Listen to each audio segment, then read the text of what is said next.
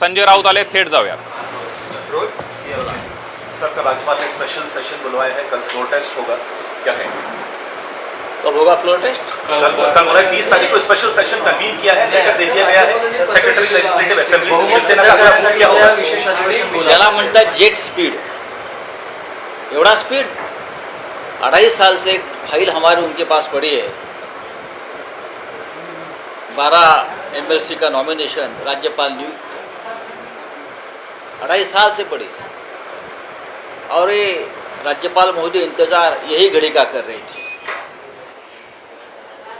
लेकिन unlawful activities है. 16 MLA जो हमारे हैं उनका डिस्क्वालिफिकेशन का इशू सुप्रीम कोर्ट में पेंडिंग है और 11 तारीख तक उसके ऊपर कोई निर्णय नहीं होगा. और उसके बीच कोई इस प्रकार की अनलॉफुल एक्टिविटीज होती है तो सुप्रीम कोर्ट ने कहा है कि आप वापस सुप्रीम कोर्ट आइए और हमारे सामने ये बात रखिए. ऐसे में अगर गवर्नर हाउस और भारतीय जनता पार्टी एक साथ मिलकर संविधान की धज्जियां उड़ा रहे हैं, असेंबली की धज्जियां उड़ा रहे हैं और गवर्नर हाउस से ही इस प्रकार की राजनीति चलती रहेगी तो देश के सर्वोच्च न्यायालय को उसमें इंटरफेयर करना पड़ेगा. हमारे लोग जाएंगे सुप्रीम कोर्ट और सुप्रीम कोर्ट के सामने खड़े होकर न्याय की गुहार लगाएंगे. आज भी हमारा सुप्रीम कोर्ट के ऊपर विश्वास है. मैं इतना ही कहूँगा. कल मुलाकात होती है देवेंद्र फडणवीस की, कल मुलाकात शाम को देवेंद्र फडणवीस की कल शाम को मुलाकात होती है और दूसरे दिन ही राज्यपाल इस्लाम. मैं बोला ना जेट स्पीड, जेट से भी ज़्यादा स्पीड है. राफेल का स्पीड भी कम पड़ेगा. राफेल जो फाइटर है उनका स्पीड भी यहाँ कम पड़ रहा है, इतनी स्पीड से हो रहा है. कल तो देवेंद्र फडणवीस जी का कुछ सामने से बयान आया है ऑन रिकॉर्ड की 39 ऐसे MLA जो कांग्रेस एनसीपी के साथ रहना ही नहीं चाहते हैं. नहीं, हमारे पार्टी में महाविकास आघाड़ी की बात क्या है हम देख लेंगे. लेकिन आप उसका मतलब ये है कि आप भी उस MLA को तोड़ने में आपका योगदान रहा है. पर्दे के पीछे से तोड़फोड़ की राजनीति में करने दो. इस प्रकार से आप सत्ता हथियाना चाहते हो तो आपको मुबारक है, लेकिन इतना आसान नहीं है. महाराष्ट्र में अगर इस प्रकार से आप अनलॉफुल एक्टिविटीज़ करेंगे राजनीति में और असेंबली में, गवर्नर हाउस में, तो जनता देखती है सब कुछ. जनता चुप नहीं बैठे. राज्य की कॉन्स्टिट्यूशनल अथॉरिटी कहती है कि बड़ी डिस्टर्बिंग पिक्चर है पॉलिटिकल सिनेरियो उसकी. नहीं, डिस्टर्बिंग सिनेरियो किसने निर्माण किया है? मैंने कहा ना कि ये डिस्टर्बिंग तो हम उस वक्त हुए थे जब 2.5 साल से हमने आपके एक फाइल भेजी है नॉमिनेशन के लिए और आप सिर्फ ये सरकार अनस्टेबल होने का इंतजार कर रहे थे. ये इसलिए है कि आप किसी को इनाम देना चाहते हैं. उसके बाद ये सरकार गिरने के बाद या गिराने के बाद जो कोशिश हो रही है ये 12 MLC, इसलिए आपने अब तक फाइल रखी होगी. लेकिन मैं राज्यपाल का आदर करता हूँ. गवर्नर साहब है हमारे, उनके ऊपर भी दबाव हो सकता है किसी का, इसलिए मैं ज़्यादा बात नहीं करूँगा. लेकिन अगर इस प्रकार से स्पेशल सेशन बुलाने की बात होती है तो ये कानून के मुताबिक नहीं है. सुप्रीम कोर्ट कब अप्रोच करने वाली है शिवसेना से? देखिए वो हो जाएगा. उस बारे में हमारी जो टीम है, लीगल टीम है, हमारे एक्सपर्ट है पार्टी में, हमारे अनिल देसाई जी है, अरविंद सावंत जी है, अनिल परब जी है, 3 लोग ये काम देख रहे हैं. तो उस बारे में वो निर्णय लेंगे. आज के दिन का शिवसेना ये मानती है 15 से 20 विधायक मुख्यमंत्री उद्धव ठाकरे के संपर्क में है. आने दो कल मुंबई में, शायद वो गोवा जा रहे हैं. हाँ भाई, वो पर्यटन तो चल रहा है. पर्यटन गोवा में ख़त्म होगा, गोवा से मुंबई आना पड़ेगा. कैसे आएंगे, कब आएंगे, या उधर भी पहाड़ देखेंगे, झाड़ देखेंगे, नदी देखेंगे, अच्छा होटल देखेंगे जो गुवाहाटी में बैठे हैं. करने दो. बोला आप लोगों ने 71 कमरे बुक किए गए हैं गोवा में.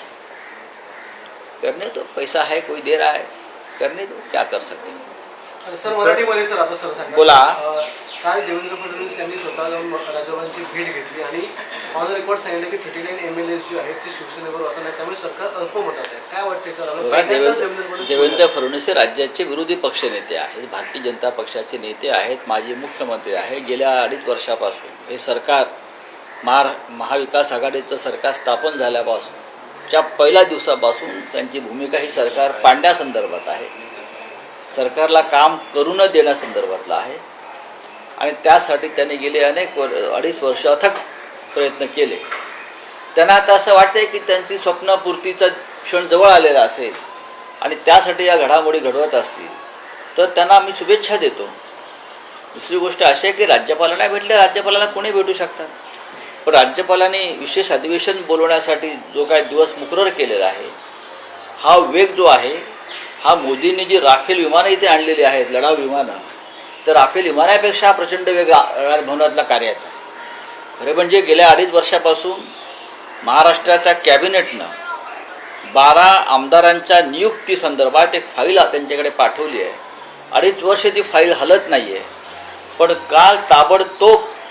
काल एक पत्र दिलं जातं आणि ताबडतोब 24 तासामध्ये विशेष अधिवेशन बोलवण्यासंदर्भात मागणी केली जाते. ही फार आश्चर्यकारक आहे. हा वेग आणि या वेगाची जी गती आहे ती खरोखर चमत्कार आहे. सर मुख्यतः ज्या अटी आणि जे नियम सांगितलेले आहेत, म्हणजे एक कट टू कट काही नियम सांगितलेले आहेत की असंच करायला पाहिजे, तसंच करायला पाहिजे. नाही बघा, एक लक्षात घ्या, मुळात अशा प्रकारचं अधिवेशन बोलवता येईल का हा पहिला प्रश्न. कारण सर्वोच्च न्यायालयामध्ये 16 आमदारांच्या डिस्क्वालिफिकेशनचा एक मुद्दा प्रलंबित आहे. सर्वोच्च न्यायालयाने काही निर्देश दिलेले आहेत. जोपर्यंत या आमदारांच्या निलंबनाबाबत किंवा त्यांच्या डिस्क्वालिफिकेशनबाबत निर्णय होत नाही तोपर्यंत मला वाटतं अधिवेशन बोलवण्यात काही अर्थ नाही. कारण आमच्या दृष्टीनं हे आमदार जे आहे ते डिस्क्वालिफाय झालेले आहेत. त्यांचे प्रवक्ते काही बोलू द्या, आम्ही कायद्यानं बोलतोय. संविधान या देशाला घटना आहे आणि घटनेचे रखवालदारच अशा प्रकारे संविधान आणि कायदा तुडवणार असतील.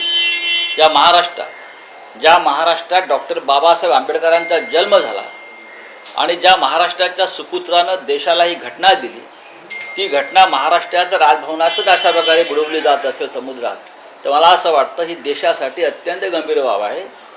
मी या देशातल्या सर्वच राजकीय नेत्यांशी माझी चर्चा सुरू आहे, अगदी ममता बॅनर्जीपासून तेलंगणाच्या मुख्यमंत्र्यांपर्यंत, आणि सगळ्यांना असं वाटतंय की हे घटनाबाह्य कृत्य होत आहे. एवढा वेग, एवढा स्पीड कठीण आहे. चला, धन्यवाद. नाही, आमचे लोक सुप्रीम कोर्टात जातील. आमच्या पक्षातर्फे माननीय उद्धवजी सुद्धा त्या संदर्भात लक्ष घालत आहेत. आमचे अनिल देसाई असतील, अनिल परब असतील, अरविंद सावंत असतील, हे याबाबतले एक्सपर्ट लोक आहेत. तर तांत्रिक बाबींविषयी मी बोलू शकत. सर एक प्रश्न आहे सर, काल उद्धव ठाकरे यांनी भावनिक साथ घातली होती सगळ्या आमदारांना. शेवटचं एकदा त्यांनी बोलवलेलं होतं, पण त्याच्यानंतर ज्या घडामोडी घडत आहेत आजचा दिवस उजाडला आहे आणि एकनाथ शिंदे यांनी असं वक्तव्य केलं की तुमच्या मुलाला आणि प्रवक्त्यांना आधी थांबवा, हे जे बोलते त्याच्यानंतर आम्ही पुन्हा तसं परत येणार. ठीक आहे, त्यांना असं असेल तर मी आजपासून बोलायचं थांबतो. मी जे बोलतोय ती माझ्या पक्षाची भूमिका मांडतो. मी एक शिवसैनिक म्हणून बोलतोय. ह्याचा मला त्रास होत असेल माझ्या बोलण्याचा, मी कडवडपणे माझ्या पक्षाची भूमिका मांडतोय, माझ्या नेत्यांची भूमिका मांडतोय, महाराष्ट्राच्या स्थिरतेसाठी बोलतोय. महाराष्ट्राचे तुकडे करण्याची योजना सुरू आहे या निमित्तानं, हे आमदार फोडून, त्याविषयी बोलतोय. याचा जर कोणाला त्रास होत असेल तर ठीक आहे, आपण आधी मुंबईत या. आपण आजही मी त्यांना आमचे सहकारी मानतो. जसं काल उद्धवजींनी सांगितलं की तुम्ही आमचेच आहात. एकनाथ शिंदे माझे निकटचे सहकारी आहेत, हे मी अनेक दिवस सांगतो आहे. त्यांच्यातने आमच्यामध्ये कमालीची मित्रता आहे, एक नातं आहे, आणि मी काय आहे त्यांना माहिती आहे, ते काय आहेत मला माहिती आहे. पण अशा पद्धतीनं मी बोलतोय किंवा आदित्य ठाकरे बोलत आहेत म्हणून आम्ही येणार नाही, हा बालिशपणा आहे. आदित्य ठाकरे पक्षाचे नेते आहेत, ते ठाकरे आहेत. नक्कीच ज्या प्रकारचं वातावरण महाराष्ट्रात झालेलं आहे, शिवसैनिक उसळून बाहेर पडलेलं आपण पाहताय. अशा वेळेला त्यांच्यासमोर जाऊन बोलणं, त्यांना मार्गदर्शन करणं, हे आदित्यजी असतील, उद्धवजी असतील, मी असेन, आमच्या पक्षाचे इतर आमचे सहकारी नेते असतील, हे त्यांचं कर्तव्य आहे. आम्ही हे कर्तव्य पार पाडतोय. याच्याविषयी तुम्हाला गुवाहाटीमध्ये छातीत कळायचे कारण नाही. मुख्यमंत्री इस्तीफा दे सकते हैं? हाँ, मुख्यमंत्री इस्तीफा हम आखिर तक लड़ेंगे और हमें पूरे विश्वास है अगर फ्लोर ऑफ द हाउस पर कानून की लड़ाई के साथ हम जाएंगे और कानून का अगर पालन किया जाएगा तो हम जीतेंगे. क्या बागी ग्रुप शिवसेना से रूबरू हो पाएगा? क्या सिनारियो होगा? क्या लगता है आपको? काफी दुर्भाग्यपूर्ण तो है. नजर से नजर तो मिलाइए, बाद में देखेंगे आप में कितनी हिम्मत है. हमने कोई गलती नहीं की, हमने कोई पाप नहीं किया है. हमने आपको बच्चों की तरह संभाला है, मित्रों की तरह उद्धव जी ने संभाला है, बच्चों की तरह संभाला है बाला साहब ठाकरे जी ने, और वो मान्य करेंगे. कौन से कारण देकर आप भाग रहे हो? सब झूठे कारण हैं, सब झूठे बोल, सब झूठ बोल रहे. चलो धन्यवाद. राऊत यांनी ही पत्रकार परिषद घेतल्याचं पाहायला मिळते आणि सुप्रीम कोर्टामध्ये जाणार असल्याचं त्यांनी सांगितलेलं आहे. आणि याशिवाय जोपर्यंत सुप्रीम कोर्टाचा निकाल येत नाही बंडखोरांविषयी तोपर्यंत फ्लोर टेस्ट घेणं हे अयोग्य असल्याचं सुद्धा या ठिकाणी संजय राऊत म्हणाले. तर आजही आम्ही चर्चेसाठी तयार असल्याचं त्यांनी सांगितलेलं आहे. बंडखोर गोव्यात जाणार असल्याचं साम टीव्हीनं सगळ्यात आधी दाखवलं होतं आणि त्याच्यावर शिक्कामोर्तब होत असल्याचं पाहायला मिळते. गुवाहाटीतून थेट गोव्याला हे बंडखोर आमदार जाणार असल्याची माहिती आहे. साम टीव्हीची हे एक्सक्लुसिव्ह बातमी आपण बघू शकताय. आज सकाळपासूनच जे बंडखोर आमदार मागील आठवड्याभरापासून गुवाहाटीमध्ये आहेत ते आता गोव्याला जाणार असल्याचं कळतंय आणि त्यानंतर जेव्हा फ्लोर टेस्ट होईल तेव्हा या आमदारांना मुंबईमध्ये आणलं जाईल. तर ही एक्सक्लुसिव्ह बातमी आपण बघू शकताय. फक्त साम टीव्हीवर संजय राऊत यांनी पुन्हा एकदा निशाणा साधल्याचं पाहायला मिळतंय बंडखोरांवर.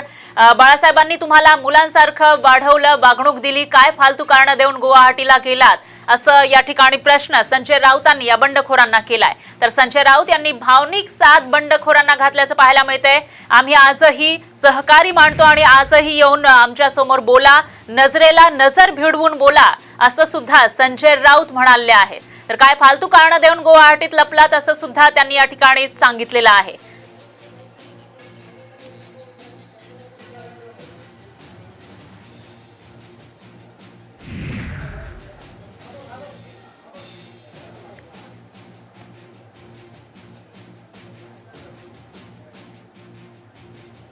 दरम्यान संजय राऊतांची ही भावनिक साथ पाहायला मिळते. तर आज त्यांची जी देहबोली होती ती मात्र थोडीशी नैराश्यपूर्ण असल्याचं पाहायला मिळालं आहे. अगर गवर्नर हाउस और भारतीय जनता पार्टी एक साथ मिलकर संविधान की धज्जियां उड़ा रहे हैं, असेंबली की धज्जियां उड़ा रहे हैं और गवर्नर हाउस से ही इस प्रकार की राजनीति चलती रहेगी तो देश के सर्वोच्च न्यायालय को उसमें इंटरफेयर करना पड़ेगा. हमारे लोग जाएंगे सुप्रीम कोर्ट और सुप्रीम कोर्ट के सामने खड़े होकर न्याय की गुहार लगाएंगे. ये सरकार गिरने के बाद या गिराने के बाद जो कोशिश हो रही है, ये 12 MLC इसलिए आपने अब तक फाइल रखी होगी. लेकिन मैं राज्यपाल का आदर करता हूँ, गवर्नर साहब है हमारे, उनके ऊपर भी दबाव हो सकता है किसी का, इसलिए मैं ज़्यादा बात नहीं करूँगा. लेकिन अगर इस प्रकार से स्पेशल सेशन बुलाने की बात होती है तो ये कानून के मुताबिक नहीं है.